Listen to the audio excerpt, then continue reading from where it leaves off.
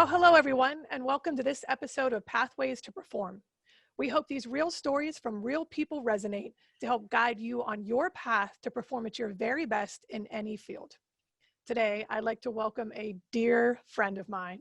She's been such an inspiration for years and years and years, holds a very special place in my heart. She is an artist. She's a dancer, a photographer. She's a wife, the mother of two beautiful children. She is a friend to so many, a sister, a daughter, a mentor, a role model, again, a muse. She is everything to so many people. Please welcome my dear friend, Cheryl. Hi, love. Hi, Kiesha. Welcome. How you doing? I'm good. How are you? Oh, I'm happy to have you here. Well, any excuse to talk to you. Well, any excuse to actually see you, which I makes know. me so happy. I know. Crazy. I know, but it's okay. At least we're okay and we're doing the thing, you know? Yep.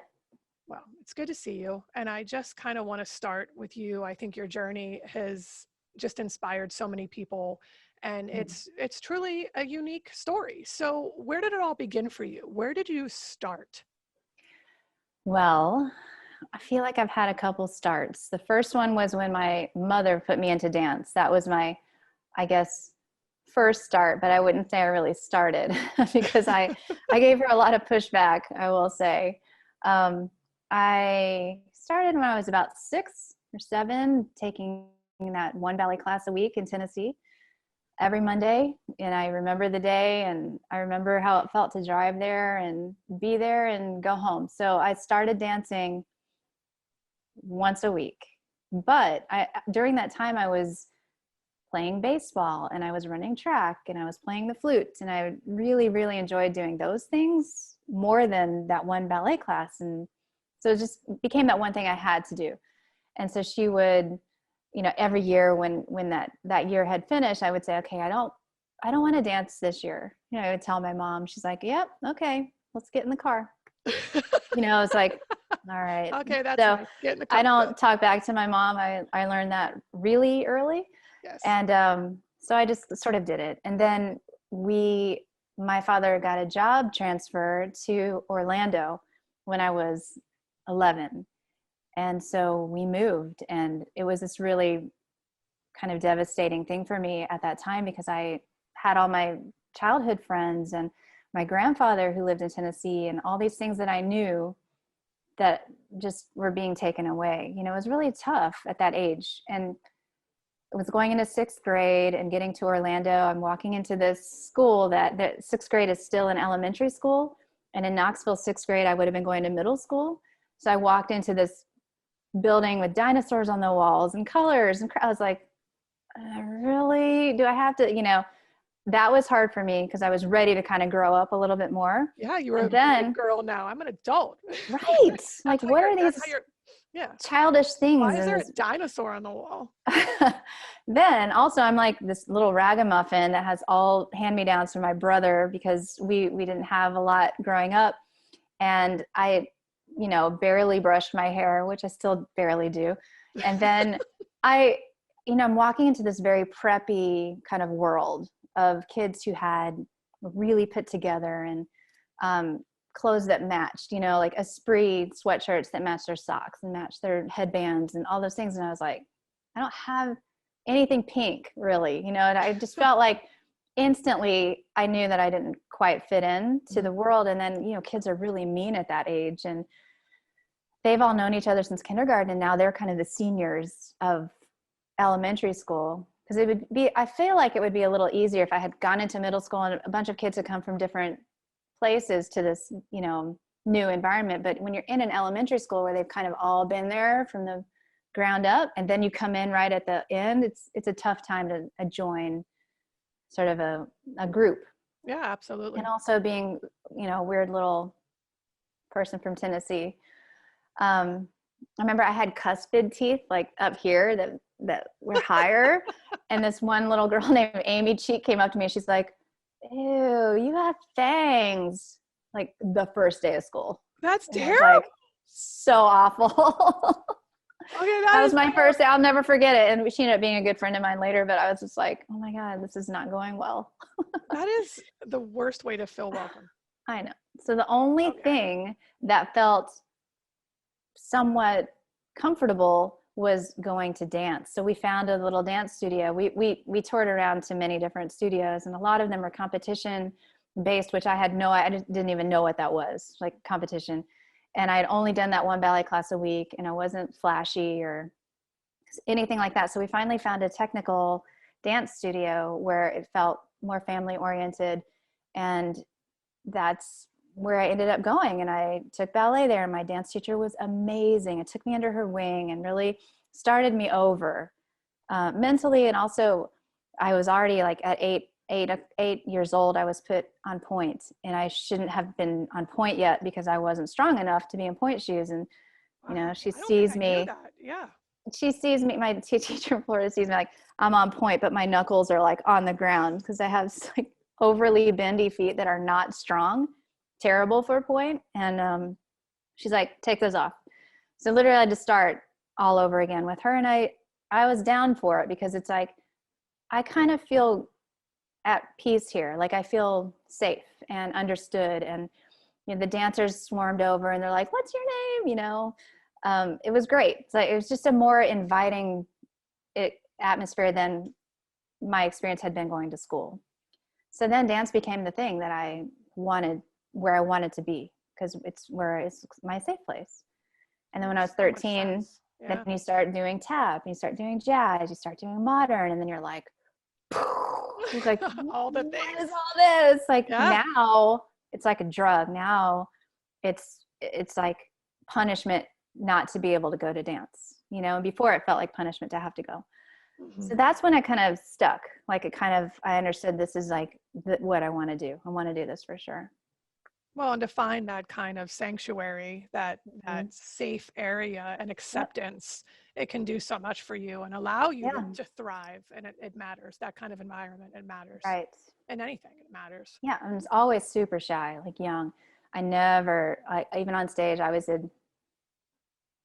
did that. Like that was my nervous thing. My mom's always like, can you smile? Like, look how Deanna's smiling. Can you smile like that? And I'm like, am I not? Like, I don't know. It's just it was my thing that I would do. You know, I was always really quiet and really nervous, and dance allowed me to start to express myself over the years, you know. And I ended up dancing at Disney when I was 17. So that's the next level of my career. Was I had teachers growing up who were stage managers and show directors at Disney. When I was 13, they would like pinch my cheek and be like, you're going to dance at Disney someday. Like, just like that. I'll never forget it. Her name was Pam Killinger, and she did that. And she was a show director. She's still at Disney down there. And it was just this thing that I sort of aspired to do, and I didn't even really know what that meant. So they allowed me to audition when I was 16 just to get the experience, even though I wasn't old enough. And they didn't cut me. They let me get all the way to the end, so I knew what that was like. And then at 17, they allowed me to do it again. And this year, then they ended up giving me a job. And I was a junior in high school. And I had to get a work permit from the state saying that I wouldn't drop out of school. So I started working professionally when I was 17. Wow. And that's where I learned how to smile and put on makeup and do my hair. Like the first time I went on stage, I just like put a bunch of brown on my eyes. And my lead, Dina, was like, okay, Cheryl. She's like, let's talk about your makeup. She's like, it just looks like you have two black eyes. I was like, okay, what do I need to do? Like, I don't know makeup, so let's do this. I feel like I had all these aunts and uncles that just taught me how to balance my checkbook and do my makeup, and about, you know, boys, like don't settle for, you know, crappy boys. And I just had all these people kind of taking care of me and working professionally and having so much fun. Now, would you say that dance was a natural calling though? So as much as you kind of grew into it, it felt right? It was just, it fit. Was it natural? Fit the second we moved. Okay. It didn't fit before. I was such a tomboy. I'm like, what are these pink tights? Like, what is that about? You know, my mom was like, no, you're going to have good posture, so you're going to stay in ballet. Like that was it.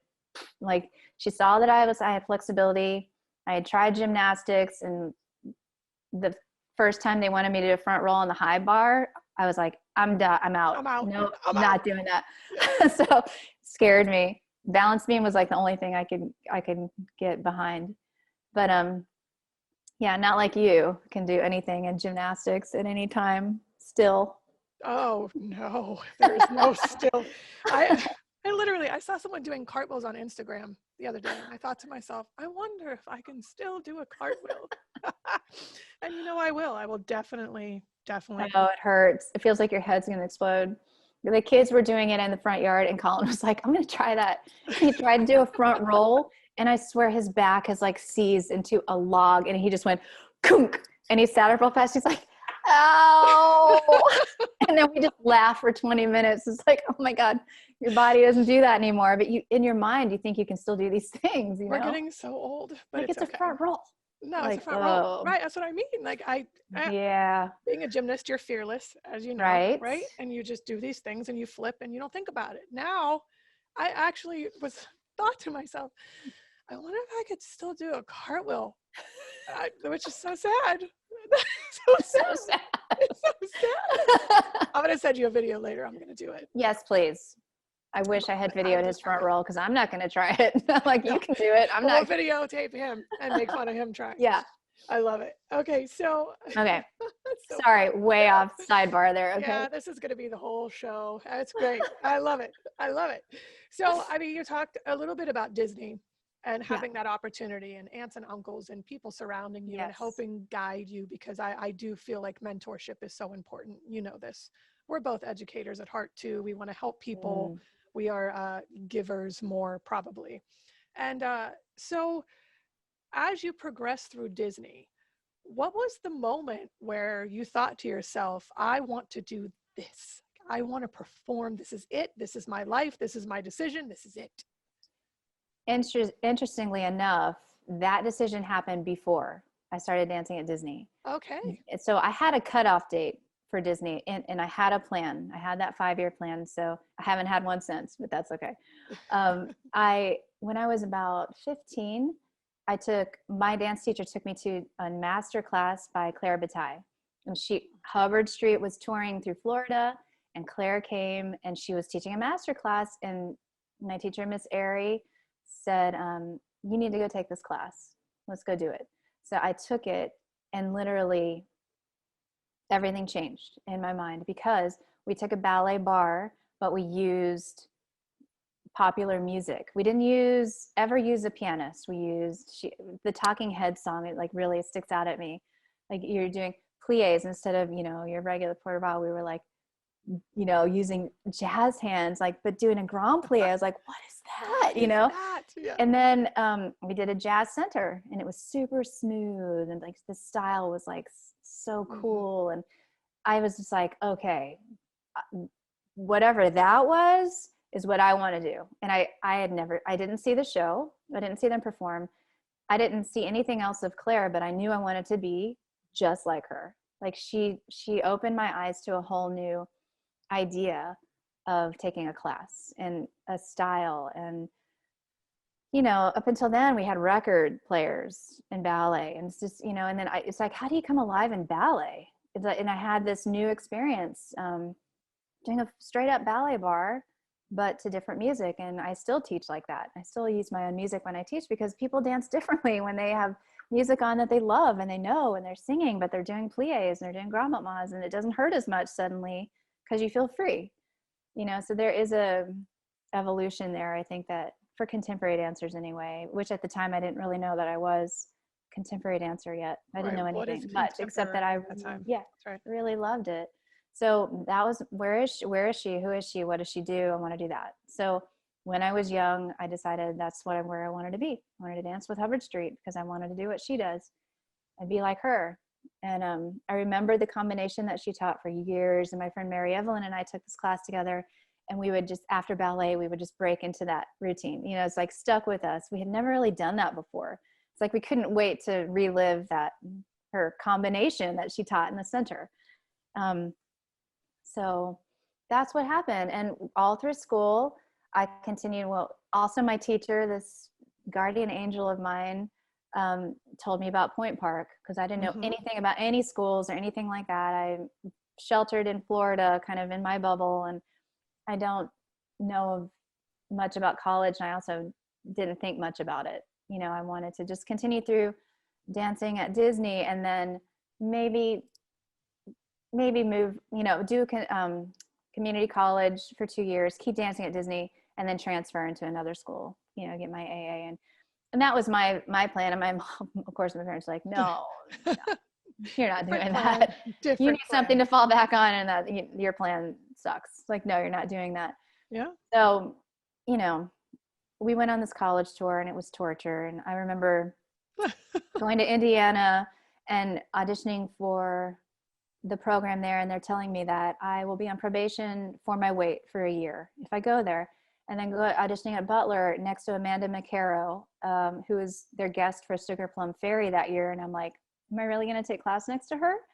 And then going to Point Park and feeling like, oh my God, this is like Fame, like the show Fame, yes. like the bridge. And this, I was like, this is it. Like, this is where I'm going to go. This is the school I'm going to go. Joe McGoldrick took me everywhere. It was in December, and I got to see the Nutcracker. I saw Sean Bai and Eric Christian do Snow King and Queen together. I just saw the most amazing dancers, and like people I want them to be my friends. I instantly feel like I know these people. And so that was an easy decision to go to Point Park. That's so interesting. Isn't that crazy? But it was definitely this, and I hear the same story about Point Park all the time. People come into the building, they feel the energy, the aura, the essence of that place, and you just know you're home. And it's very changed at this point, but it's like a whole new world. Like, I walked in like, wow, I feel proud to have been in the pioneer stages of where the school came from to what it has become. I was like, this school deserves this, you know. It's amazing what it's evolved into. Amazing. And I still feel like the vibe is there. You know, I walk in, and yes, it's larger and there's more of it, but that underlying foundation of love and passion and truth, and it's all still there, and care, genuine care. It's been such a wonderful, of course, aspect in my life. It's where I met you. I know. But so, I mean, for you, would you recommend college? You know, it's a lot of people kind of question that. And you said you weren't going, and your mom said, yeah, that's not happening, you know, and so you end up going to college. And is it something that you would recommend, and was it a good decision for you, of course, and would you recommend others possibly? I would have been lost if I didn't go to college. I would have been lost. I developed so much there. Socialization and how to deal with groups of people, casting, getting to work with these choreographers that you may never come across out in the world, getting this experience while you're kind of being taken care of in a way. Like your schedule is made for you, and the shows are coming up, and you know what it's like to audition, you know what it's like to get a part and not to get a part, and how to deal with that, how to deal with sensitivity of many people in a room, you know, and understanding where people are at that day. Like maybe that person needs some space, or maybe this person needs a hug, or maybe it's like, because we were very in tune with each other that way. And I think I would have been really coming up and being really shy, you know, going straight into Hubbard Street. I would never have survived. There's the personalities were so strong, and they, you know, just like, you better have it together when you get there. And working, you know, with my faculty, it was love-hate. There was a lot of love, and there was a lot of really tough love.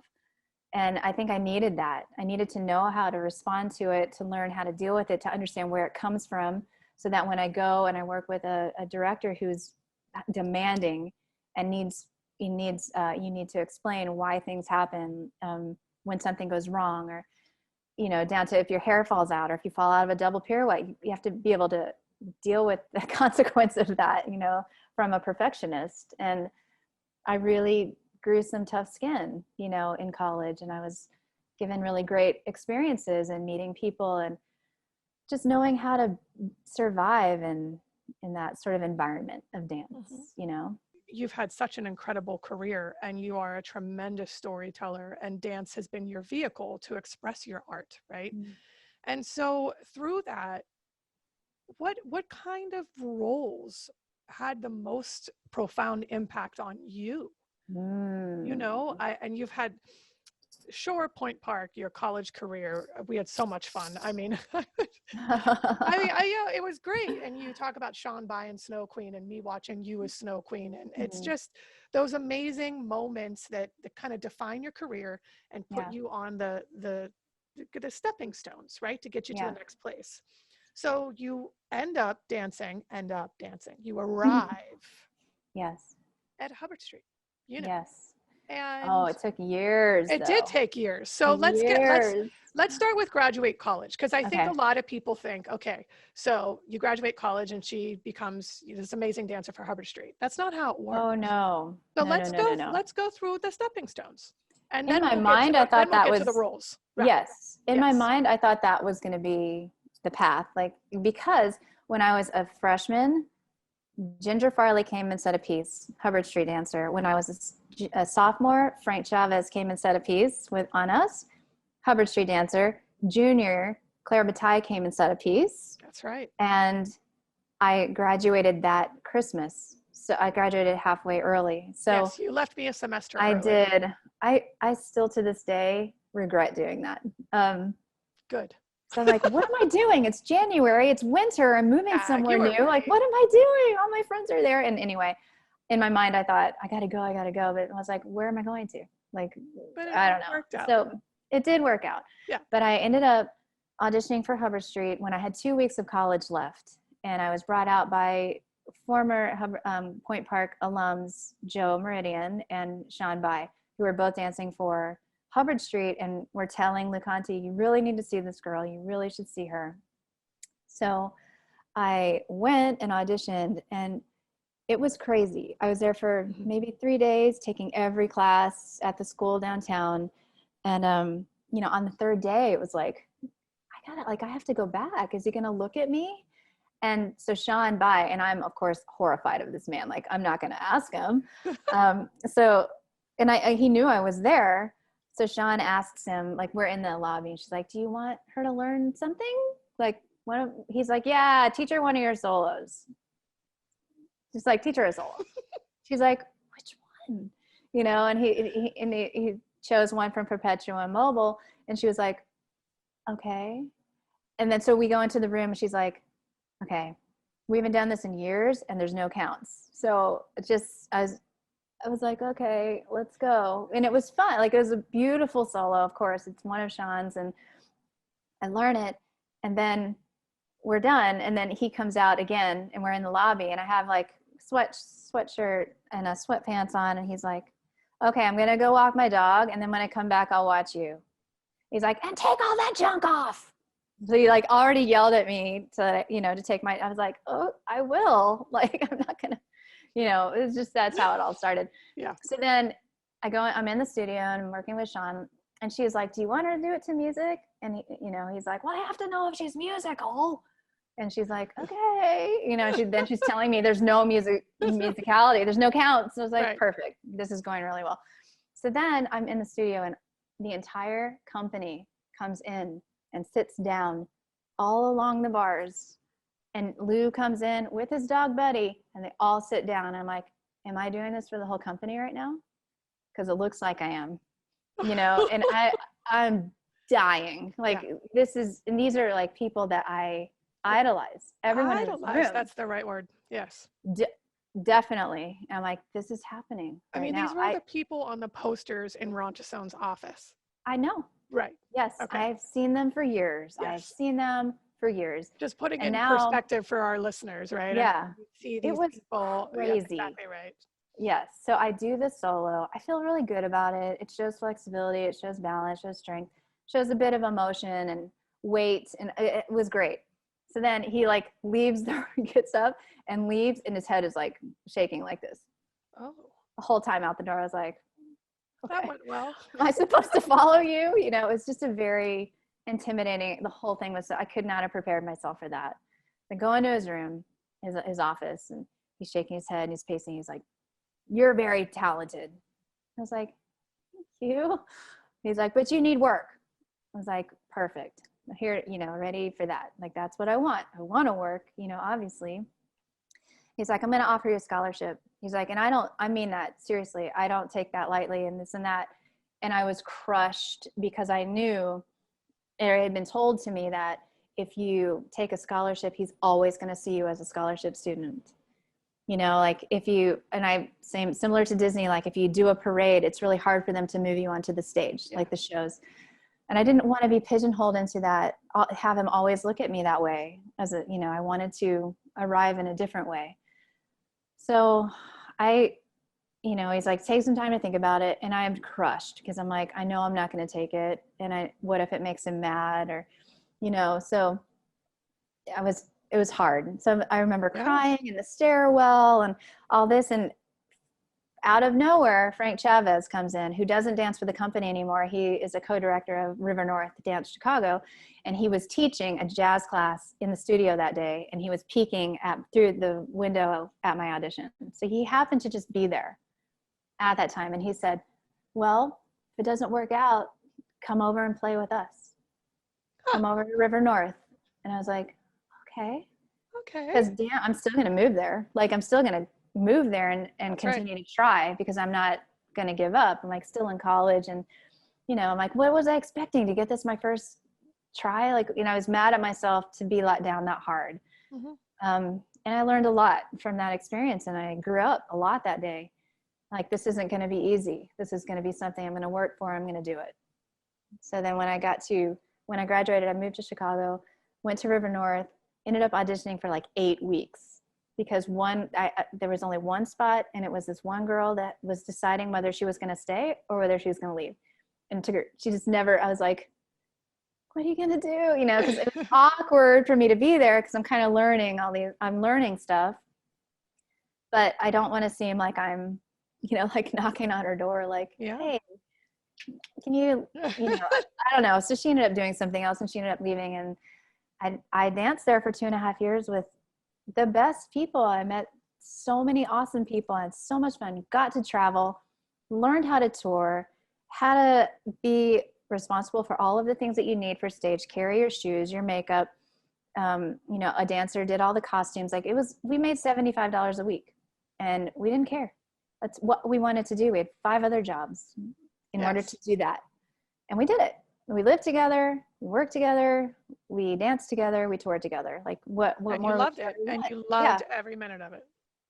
100%. That's right. So when I auditioned again, what happened the second time? I auditioned again. And he's like, how are you here? Aren't you with another company? I'm like, well, we're off contract right now. So I did it when we were off. Like when we were off, we weren't paid. We were like, a new contract would start. So I was free agent and that's why. And then, so I auditioned and then he found out, he called me. I was working at Capizio Dance and Fitness, selling dance clothes. One of your 5 other jobs. One of my 5 jobs. And he called my house. And at the time, Whitney Moncrief was my roommate. And he's like, is Cheryl there? And she's like, no. He's like, oh, well, you know, like, why aren't I there? Like, I'm off contract. And he's like, well, this is Lou Conti, you know, and she's obviously like she needs to be starstruck also because she's on scholarship there. And we had the same similar dreams for Hubbard Street. And she's like, she's at work. And he assumed I was at work dancing at River North. So he thought I was lying. So he struck me from the records. This girl will never dance for Hubbard Street. Never. She's a liar. Blah, blah, blah, blah, you know, and all the dancers are like, you know, that's not true. And, you know, vouching for me. So then another year went by and I'm like, can I explain to you what that was? Like what happened? I wasn't dancing. I was off contract. You know, it was just very confusing for me. And then I never really got to explain myself. And then the third time he calls me. I never knew about this second time. Oh, it's crazy. The third time he calls me and he's like, basically, Cheryl. I was like, yes. He's like, do you want this job or not? I was like, I have always wanted this job. This is the only job I've ever wanted. So then I went and auditioned again and I got the job and I auditioned with another guy and we learned the same things, Greg Sample, and Greg and I both got the job and we started on the same day. But I feel like it took me 3 years to prove to him that I wasn't flaky and that I was trustworthy. And he really made me work for it. I sat out of a lot of shows. I danced second cast in most of the roles that I did. I took my time, watched every rehearsal, watched every performance, waited my turn basically to get these roles that really propelled me into the next phase, you know, of dancing there. And I knew once I got there, you know, he asked me, he's like, well, I'm not sure whether to give you an apprenticeship or a full company. And I said, well, I've been an apprentice already. I said, well, no, that's not what I said. I said, well, I've been dancing as a full company member for the past 3 years, and I don't think it would feel right to take anything less. And I was like, did I just say that? And he was like, I just said that. And he was like, you had to. Yeah. And then he goes, yeah. Okay. So he made me full company member right off the bat. And I was like, yeah, that feels good. Like, I feel good about that. Even though I still had to prove myself, I still had a job, and I was going to do that. That's what I was going to do. And I knew I was going to stay there. You know your work ethic and the dedication. Yeah. And I think that that's something else that we should probably talk about as well before we move on to the, right, we jumped from exactly what the problem is, right? The kind of sexy lead that you became. And it's all those, she's a lead, she's a soloist, she's on every poster and all these amazing things. But the process getting there, the path getting there is it's so important to, I don't know, find success or happiness is, I think, much more important. So as you progress, I mean, what made you go to every rehearsal, watch every show? I mean, a lot of people don't want to put that. You said you put your time in. Yeah. And I think that that's part of the challenges today is that it's instant, right? Instant gratification. I want it yesterday. Amazon Prime, I want it now. And you have to put the time in. But what propelled you to kind of know that? Or because I knew I had a lot to learn, and I knew that these dancers were the cream of the crop, and they had been there for a lot longer than me, and they put in the time and the effort. They had styles, they had personalities, they had confidence, you know, and I needed all of those things. I needed to build on all of those things. I knew that. And I also just adored watching them dance. Like, I could never get tired of it. And when I did end up doing roles, you know, that they did, I would channel them. I would be like, how would Sean Bai do this? Because I couldn't imagine doing it any other way. Because I'm like, it's perfection, the way that she's doing this role. And to get to do it was like I just couldn't, you know, I was so happy to get a chance to feel that, what it is like to dance this role. It's so fun to watch and so fun to get lost in. And then getting to do it definitely feels different, but you get to know what that feels like. And that no matter what, when you step on stage, it doesn't matter what cast you are in, it's your time. It's your audience. It's your stage. It's your friends and your peers, and it's your chance. So the fact, you know, that like Lou used to put out casting on Fridays and leave because you didn't want to hear it. There's always going to be a thing. There's always going to be disappointment and questions and, you know, all these things. So casting was always just it's like a thing, you know, but it's a part of life, and you can't do everything and be everyone, but you have to learn how to be excited for someone else and deal with maybe not being excited for yourself. Or when you are excited about something, you have to know that someone next to you might be disappointed. So how to graciously accept something without gloating or making someone else feel bad. Or, you know, there's a lot of, like, this is what I said about learning sensitivity for people around you. Everyone has a different experience with every single choreographer that came in, or every single project that we would do. Everyone has a different place and feeling about how it turned out for them, you know? Yeah. So I think those 3 years of waiting really helped me understand how to be grateful and not feel entitled, you know, to get something. Right.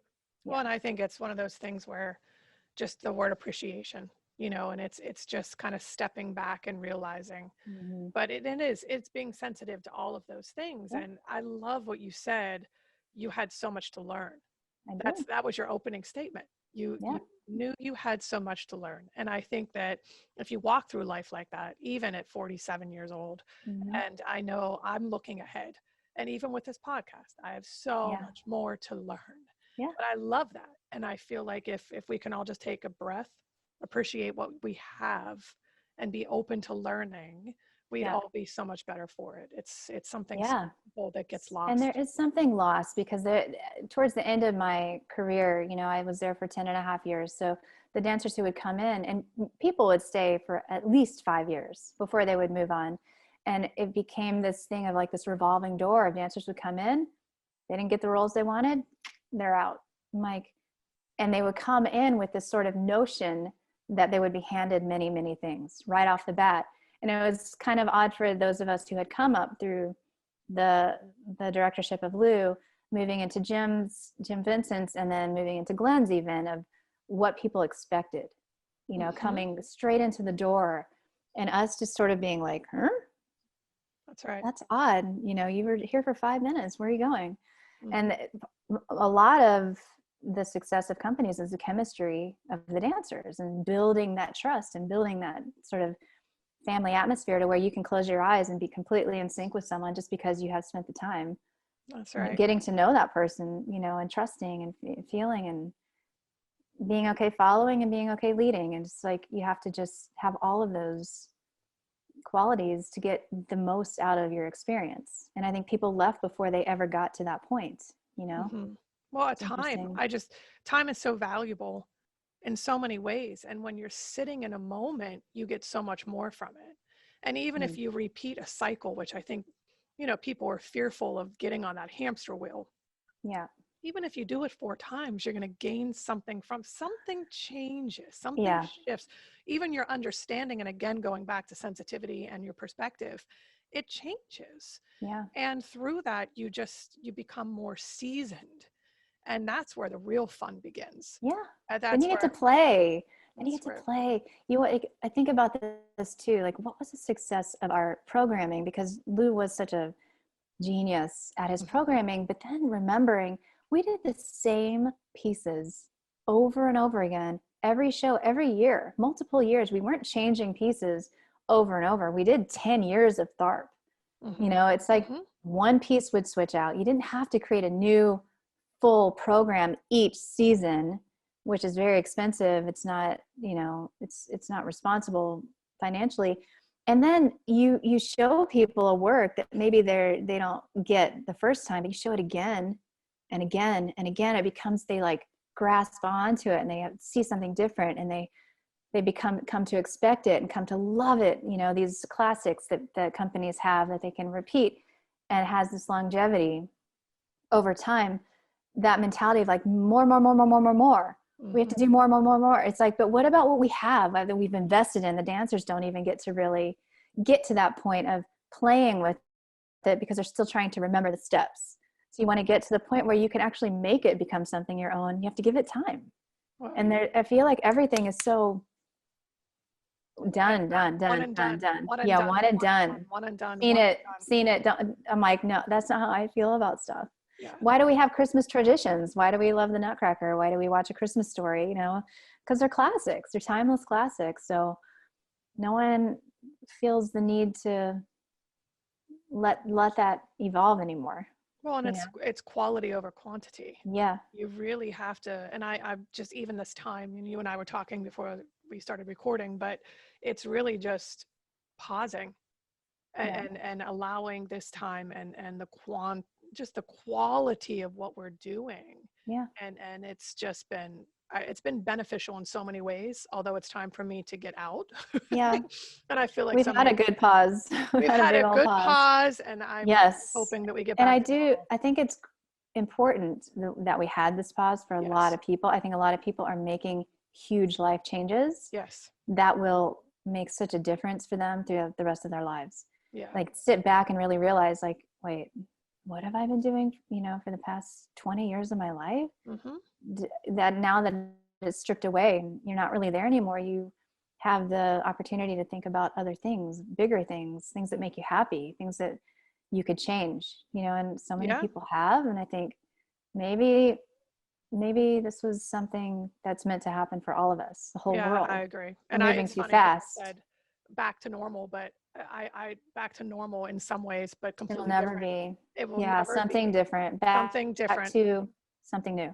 Yeah. And it's so interesting. Back to growing, Yeah. not And I being think stuck. just getting back to our values and what really makes us happy. What really makes us happy is human. What would make you happy? You know what I mean? Those questions, like, what is it? Yeah. Now we have the time to really think about it. Yeah. And I think that's part of this show, is that, what is going to make you happy? What path are you chasing so you can find that thing, Yeah. And so, let's just kind of get back to your path then, and you're chasing that thing and you're going after it. And then after this, maybe 6 or 7 years in, you actually start getting the roles. Yeah. And choreographers start creating for you, and you become their muse. Crazy. I mean, what a unique experience. There was one specific role that broke me out of my mold. And I think it's when Nacho Duarte started coming to set his works. And we did a piece called Rassemblement, which we've talked about setting at Point Park, which we should still do. Which is gonna we just need the backdrop. You're done. Okay, back. So Tony Fabre came and he taught a solo, and he taught a bunch of different things, and we all learned everything, and we all did them, and so he could get to know us. And then he cast me in the sort of lead female role, which is the first time that I have ever sort of had that experience, because there is Sean Bai and Janita Russo and Krista and Laura and like all these other dancers. And I was like, are you sure? But I was also just to get to do the solo, because it's one of the things that we learned. I loved it so much. Like, it felt so good to my body. And I was like, wow, this is incredible how it feels. And I had done one piece before called Na Floresta, which I was thrown into last minute because the dancer in the trio was injured. So that was my sort of my first duato piece, which I also adored. Felt really natural to my body. And Lou Conti brought me into his office and said, Cheryl, you have exceeded every expectation I've ever had of you. And with tears in his eyes. And I was just like Aww. Speechless. And I didn't know how to really even react to that. It was a moment I will never forget. And all because this man came in from the outside and gave me this opportunity that I never expected to happen. So that became my role. I mean, it became what I was known for, this like earth heavy mama, emotional role. And even my very last, it was the last piece that I ever danced on stage. And we first did it in 1999. And I retired in 2007. And it's the last piece I ever did on stage. And it was because it was a board member was so taken by the piece, he funded it to be done again for my last show as a gift. Oh, so it was like, that's so how much beautiful. That's how much I resonated with this one role. And I never really had that feeling before. So that put me in a different bracket, I feel like, as far as trust. And I don't know, that's where I feel like I finally arrived. It was three years into it. And then I found myself doing, being put in roles with more responsibility. And then once Jim Vincent came, he brought in choreographers from overseas that were really odd and like hyper extended everywhere like me. And then I was being choreographed on by these people that I felt really close to. And it considered going with them to go dance there, going to Israel to go dance with Ohad, going to Germany to go dance with Marguerite Donlin, people I just like I had such a good experience with them. But in my mind, I thought, I will only wear that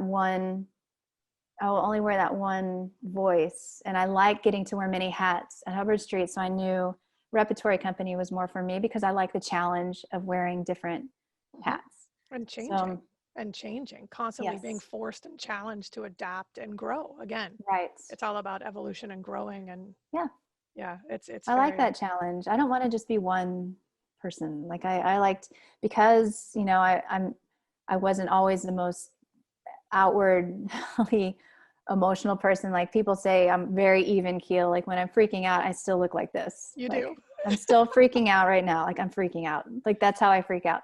So for dance, like I get to outwardly be other people, which I Yes. needed. I needed Mhm. that, you know, Yep. so it's cathartic for me.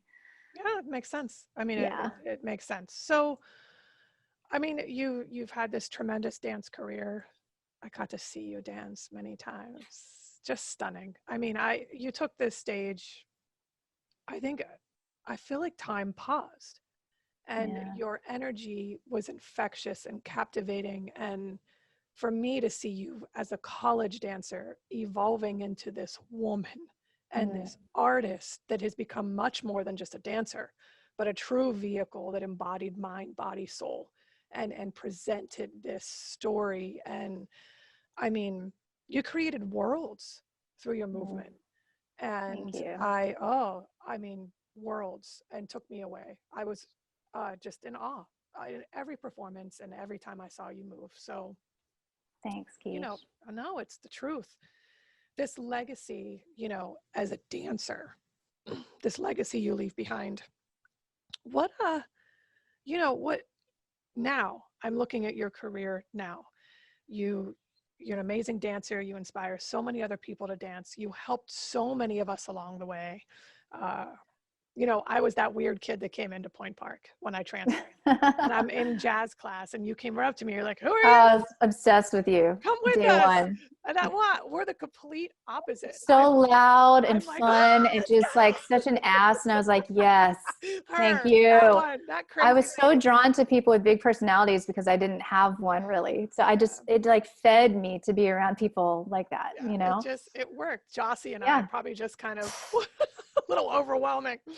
My So lifeline. it's so crazy. But it just, you know, I look at this legacy as a dancer, and I watch you, and I've been so blessed to have you in my life as a friend. And so our journey has continued. We know everything about each other, and we continue to do so. And the Yep. conversations continue, and advice and the things. I'll never forget when you picked up the camera. Yeah. So you're on tour, right? Yeah. So share this story. You know, you're traveling as a dancer, and then all of a sudden you have this thing in your hands. What Yeah. happens? I used to always have this little point and shoot camera, Yep. this little Samsung thing that, because I always like that geek that always had my camera around, and I'm always shooting pictures on tour and of my friends being silly. And, you know, we were like crazy, young and free and fun. And, you know, we would just do, and I wanted to remember those times. And I, in a way, became this like archivalist of the company. And when someone would leave the company, I'd make them this huge scrapbook of all these pictures of our times together and give it to them as a gift. And that was my thing. Like that was my gift of like memories. And they were important to me because I knew it was the most important time for us and that it was going to be quick in a way. I'm like, I know we can't do it forever. I want to keep this so close. So that camera broke, and there was a camera store across the street from Hubbard Street. And I walked over there with it, and I go to the sales associate. He's the manager. His name's Martin Chung, little Chinese man that I still talk to all the time. And he said, "You don't want to fix this camera?" And I was like, Yeah, I do. "Yeah, I do. Like, I have to fix this camera. I have to." He's like, "No, you don't want to fix this camera." And he like handed me a Canon Rebel film. He's like, "You want this camera?" And I was like, "I'm not carrying that thing around." I'm like, you know, it's like bigger than this. I'm It's like, I'm big. not carrying this. I'm like, we travel. Like I go internationally. I'm going to drop it or lose it. He's like, "No, you're going to learn how to use it, and I'm going to teach you." Like he was so like direct about it. And I was like, he goes, "It's really light and it's made out of plastics. It's not like the metal."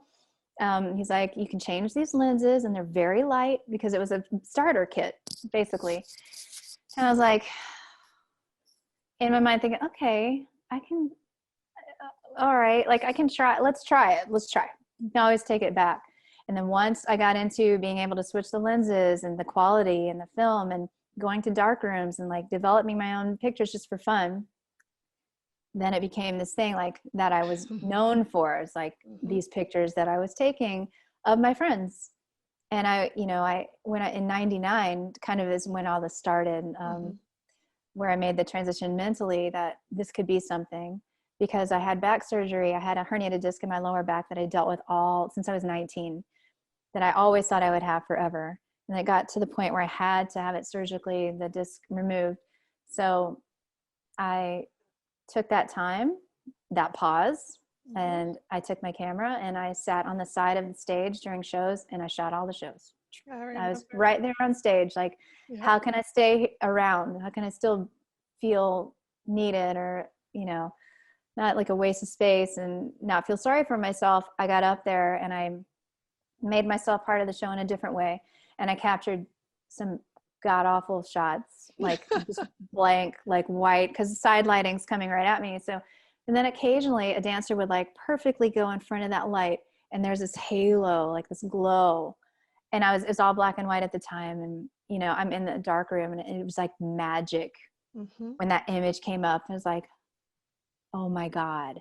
And how I felt about seeing that image, you know, appear in front of my eyes was pure magic, literally. And I gave the picture to my friend, and it's like they cherish it. They still have it up on their walls today. Some of my first kind of like mess arounds. And then it just progressed. We had a show called Inside Out where the dancers were allowed to put on a show and choreograph. You can do costume design. You can do the promotion. You can do set design. You can compose music, like whatever it takes to put on a show. We were asked to do it. You know, similar to in school, when if you weren't cast in a piece, then you're on the crew and you learn how to run a show, which is super valuable and important to know. So valuable. So it was cool. So I decided I'm going to do a gallery show in the lobby before the show starts, to give the audience something to do, an exhibit. So I partnered with Greg Sample, who was doing poetry at the time. I took one portrait, like conceptual art portrait of each dancer, like we'd be in Jacob's Pillow and go into the woods and climb a tree and braid hair, but don't put the rubber band on it. Like, let the braid, you know what I mean? Like, we were getting so artsy and geeky about it. And then I had these cool images of my friends that weren't dance. They were just like intimate. And I thought it was really special to have that. And so I composed it, you know, I used sets. I used the rolling dresses from Petite Moore as a background, and hung a picture inside of it. So it had this red background. I used a ladder, and I installed it basically. And then we put the poetry next to it. So that was my first sort of exhibit of like showing anything to people, not my friends. And a dance critic named Hetty Weiss came to the show. Yes. And then afterwards she emailed me and she's like, I would love to buy 2 of those prints. And I was like, what? Why? You know, I never in my mind did I think somebody would maybe want to have one. Like, they meant something to me, but I didn't know that they would mean anything to anyone else. And I was like, yeah, you can have them, you know, like, have them. She's like, no, you have to charge for those. And I was like, well, I don't know how to do that. And she's like, well, you're going to have to figure it out. Basically, like, get it together and like learn how to, you know, respect your work. And entrepreneurship. Let's go. Yes, that's right. So I had to learn that. You know, I said, how about $50? She's like, how about $200? And I was like, all right. You know, and then it was like, ding, ding, ding. Like, is this something that I can do that could ever become something that I do that could be lucrative? You know, and that's how it all started. And then people started asking me to do their headshots. And then people started asking me to shoot their young dance companies that they, you know, friends of mine branch out, and this whole surge of young dance companies, Lucky Plush, Same Planet, Different World, Impetus. And then Melissa Thotos trusted me to shoot her company, and then Luna Negra. And then I just kind of kept going and always kind of fearful that I can't guarantee that I'm going to get anything, you know, like, I don't have any training. Do I need to go to school? What do I need to do? And then I met Todd Rosenberg, who really took me under his wing, shared a studio with him for 10 years, taught me how to light things, taught me how to charge for things. And he's just kind of like my big brother of photography, who I still call today when I'm in a bind. I'm like, I need help. You know, it's just nice to have that kind of person in your life that you can lean on. And I found that in photography the way that I did with dance. I'm like, it's so the same but different. You know, it's like, that shot didn't work, so shoot it again in a different way, like self-correct. You fell out of that pirouette. How are you going to correct that? You know, those kinds of things. Like, became this thing that I knew that I had a lot to learn, and I wanted to. Stayed up till That's 5 a.m. beautiful. was teaching myself Photoshop and, doing all those things. Like, what time is it? I have no idea. And then I knew getting lost in time meant something good. Getting lost in time meant something good. I love Yeah, this. it's Well, I think true. that it's it's important because what you did was just kind of follow your passion again. It was something Right. else that was interesting to you, and you got lost in it, and you continued to develop, and it's all part of where you are today. You know, Yeah. and some of your photos are just stunning. Again, Yeah. breathtaking. But I mean, as a dancer, you would Yeah. know the aha moment. Yeah. But I also, I want to recognize your portraits and some of the images. You humanize people in a way Mm. that makes me just want to like touch them and hug them, and it's just real. And there are very few photographers that I can see the human behind that, Mhm. image. And Well, it you, doesn't matter like how um, far along someone is in their career, they are still self like they have self-doubt when it comes to photography. They come to my studio and I can see how stressed they've been putting together their clothes and dealing with their hair and dealing with how they feel like about having their picture taken. It doesn't matter how so true. successful someone is or unsuccessful. No one, I shouldn't say no one, but most people don't really like having their picture taken. And so it's my job to, and I'm the same. Like, I don't like having my picture taken. If I don't know it's being taken, I'm fine. But if I ask anyone, like, I hate it, hate it. So I can relate to that. And first, similar to how we just had a conversation, just Yeah, we're having a conversation, and make it very simple and real. music It's and real. real and Yeah. fun, and get to know each other a bit first and talk about real life things. And it is kind of like therapy. We talk Hmm. about a lot of things. Hmm. Whether I know the person or not, I learn a lot about each person. So it's a trust thing. So I know that people have to really feel comfortable with you to let you put that thing of metal like in their face and trust you to capture them as to who they are. And the other thing I find out is a lot of people don't recognize who they are. They see their picture and be like, doesn't really look like me, at first. And then Yeah. we end up getting there, but it's really their perception of themselves can be different than what it is that they look like, you Yeah. know? Yeah. We always get there, but it is a process. It takes Hmm. time for people to feel okay standing in front of the camera. And then there's a balance of having someone in front of the camera for too long and not having them in front for long enough. So you have to be sort of understanding of their like how much they have in them to give, because the Hmm. longer they're in front, some of them get more self-conscious. Their stamina, you have to know what their stamina is like. Some people get really tired and then it just gets like stuck, and then some Yes. people just need a little bit more time to get there. You don't want to push people too far. Well, and And so that's it's so really much of who you are as a person, though. You're a very sensitive and aware, caring person. So that dynamic is not read by a lot of, mm, photographers as well. So, I mean, I don't want to underestimate what you do, because yeah. you, Cheryl, bring that to the table, and you have that ability to bring out the spirit. That's what you do. Mm, Your images, they present the spirit of the person, and whether they're flying through the air in a dance, or whether it's a corporate shot or a headshot or a family shot, there's mm, always a spirit attached. And that's you having the ability and natural calling to draw that out of people. And it's the mm, comfort and the care and the reaching out of your hand, and trust, again, like you're saying. yeah. But it's just your soul. It's who you Mm, are, having, again, that talent to bring that out. thanks. I That's also just like people. that's what I mean. You're That just a helps. you like hanging out with people and talking. Yeah, Yeah. I like people. It's an amazing lot of people like you too. So, just kind of closing out a little bit, just circling back, you've been through a lot. You've had an extraordinary journey, and you've been kind of dabbling in many different things in the performing arts, of course, but you know, humanizing it as a mother and a wife and a Mm-hmm. sister and a friend, and, you know, then deeper, a mentor, all the things. If you were to offer some advice to maybe young people that are just kind of seeking out their own path right now, Mm-hmm. or maybe someone that is going through a career transition, what Yeah. kind of advice do you have, you know, for anyone kind of on Yeah. that I journey? think expectations are a very dangerous thing to have because you will always set yourself up to fail. If you expect something, like my first audition at Hubbard Street, for some reason in my mind, I thought it was meant to be. It was serendipity. All those people came to Point Park for me. My teacher took me to Claire's class because that was my destiny. All of these things I thought was just a natural progression. And then when it didn't happen, it didn't happen. And I didn't really know how to be.